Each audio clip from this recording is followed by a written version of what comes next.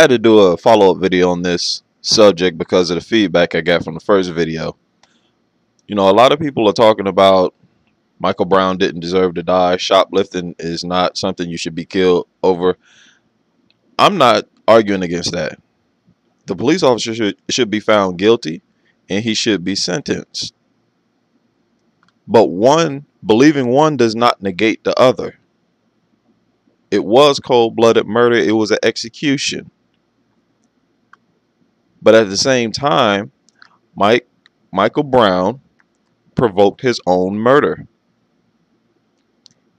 There's no way around that. No matter how you cut it, Michael Brown contributed to the atmosphere that led to his murder.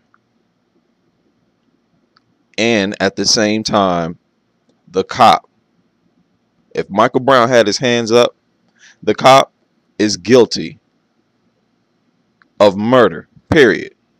That's my take. You disagree?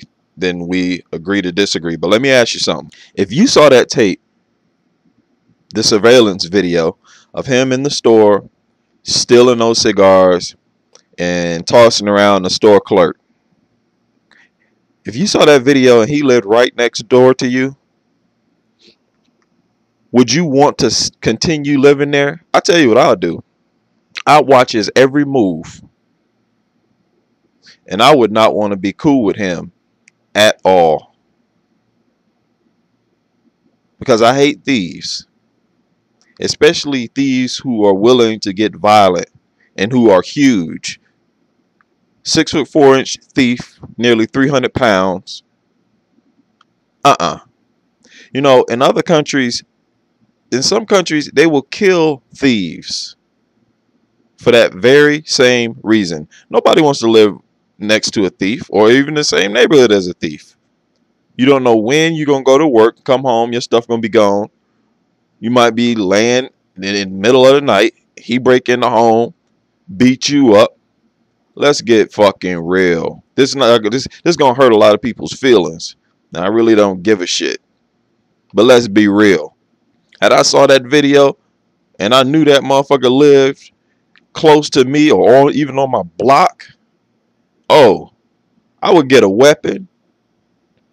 I would want to move, or I would want him to move. I would not want to live near him. I don't give a fuck how old he was. 18 or 15, that shit is irrelevant when you 6'4" and damn near 300 pounds. His friend's testimony hurt his case.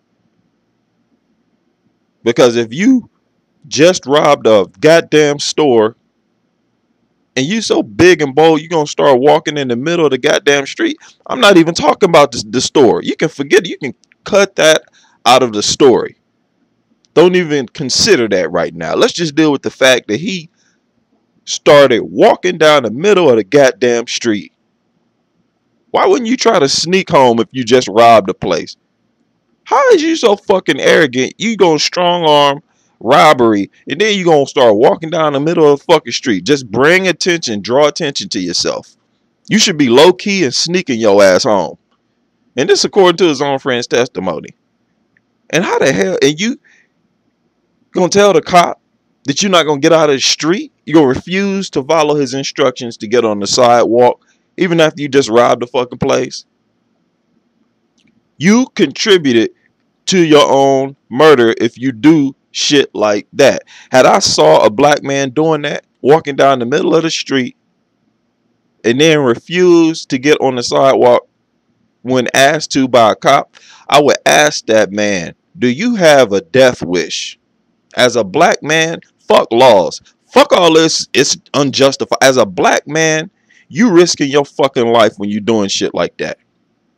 Really, anybody, but especially as a black man. You have a fucking death wish. Even though you shouldn't be murdered, but you got to deal with reality.